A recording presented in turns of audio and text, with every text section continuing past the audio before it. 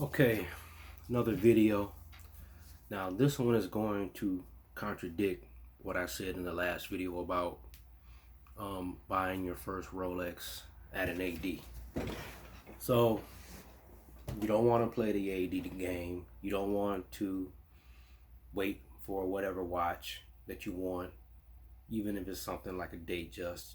You still probably have to wait depending on what city you're in. So you want to get your watch right away, and you got the money right now. So I'm going to recommend to you, which should be your first watch if you're buying from a gray dealer. First off, you should only buy from a select few gray dealers. I'm not here to endorse one gray dealer or another, but it's a few main ones that you should be buying from, and the rest avoid. All right, so give you some global tips on buying your watch from a trusted gray dealer. Okay, first off, do not buy a watch off a forum on a website. I don't care how trusted the forum is, how trusted the person is on said website. Do not buy your first Rolex from an individual seller. Thought I heard something. Do not buy your first Rolex from an individual seller off a forum. I don't care how trusted they are or anything of that nature. Okay? Because they could be hacked and you might be buying a piece from a hacker. Okay? So, to get that out the way. So, your next step is to choose the particular watch that you should buy your first Rolex from a trusted gray seller online. In my opinion, your first Rolex watch, if you're buying it online, should be an OP39. It's a discontinued model. It comes in a few colors. They're very nice watches. They have a smooth bezel, no date. Very nice watch. So that, in my opinion, should be your first Rolex if you're going to buy one from a great dealer, a trusted great dealer. Okay, so, and those go for about mid sevens up to the low eights, depending on the condition of the piece. So yeah, that should be your first one. I mean, you can buy a Datejust online from a great dealer, but I think if you follow my instructions from the prior video I did, I think you can pick up a Datejust from an AD. Okay, and you'll be the first owner of said piece. But if you don't want to go that route, or like I say, those Datejusts can get pricey, up in the nines depending on the bezel and whatnot. So, you want to go a cheaper route. I think that an OP39 is a good example of a first time Rolex. A very, very beautiful watch. Very traditional, very Rolex like, very understated. Something you can wear to work, something you can wear on the weekend, something you can wear with a suit, something you can wear with shorts. It's a beautiful watch. Okay, so I would suggest you go that route. Buy it from a trusted AD. If you want to know who a trusted AD is, I'm not going to say any here, but email me and I'll tell you who I think. There's only a few of them, and if you go on the forums, they're all over the forums, so you know which ones to buy it from, but they're on the forums. Or you can go the route of actually, depending on where you live, what city you're in, go to a trusted gray dealer in person at a shop. South Florida, there's many of them. I mean, I'd say that's not a bad way to go either. If you want to jump on a plane, depending on where you are, you can go to South Florida, you can go to New York, Philadelphia, Chicago, Los Angeles, Detroit. I mean, those are the ones I'm familiar with now. It's probably some in your own city. But remember, these have to be trusted ADs that has a reputation of selling Rolex timepieces.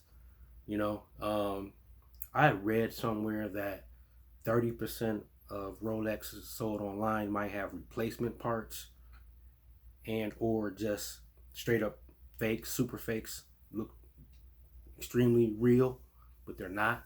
So with this OP39, you know, you're getting a discontinued model.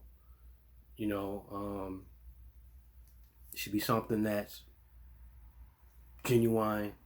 You know, all original parts, shouldn't be any issue because it's recently discontinued. So it should be all parts, you know, parts that came with the watch, genuine parts. You know, no replacement parts. They should be in good condition. Like I say, I think some of these you might even be able to find some that have never been sold before.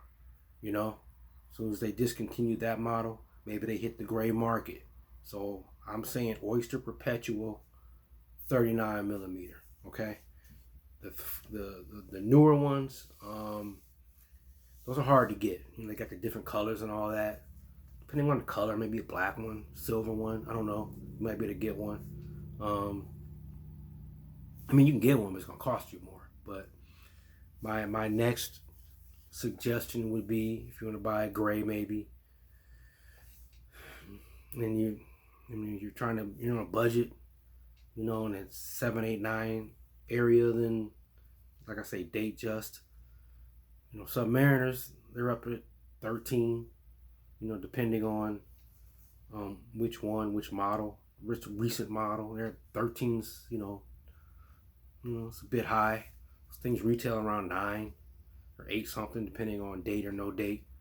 You know, if you want to pay that much over, that's fine. But at the same time, I think being a novice Rolex buyer, you need to take the safest route you can to buy your Rolex, and the safest route to acquire a Rolex that you want.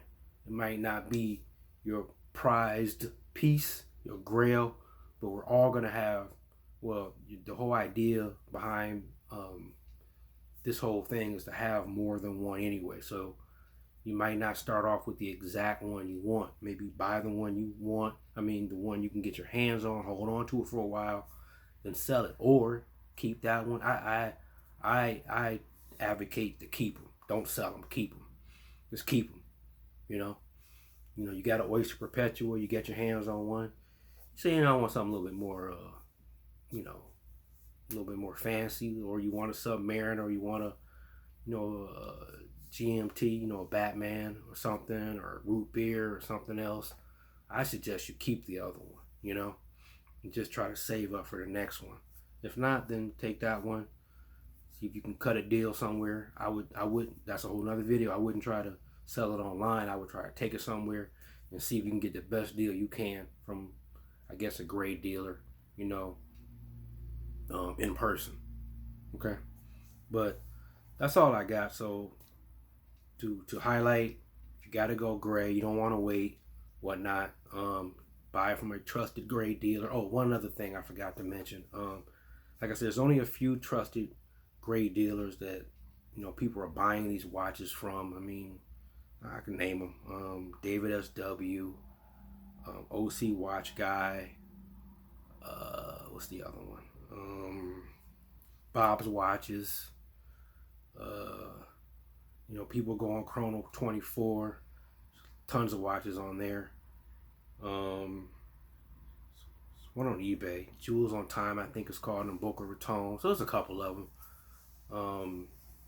I can't think of the guy's name, but he has a place of one. So yeah.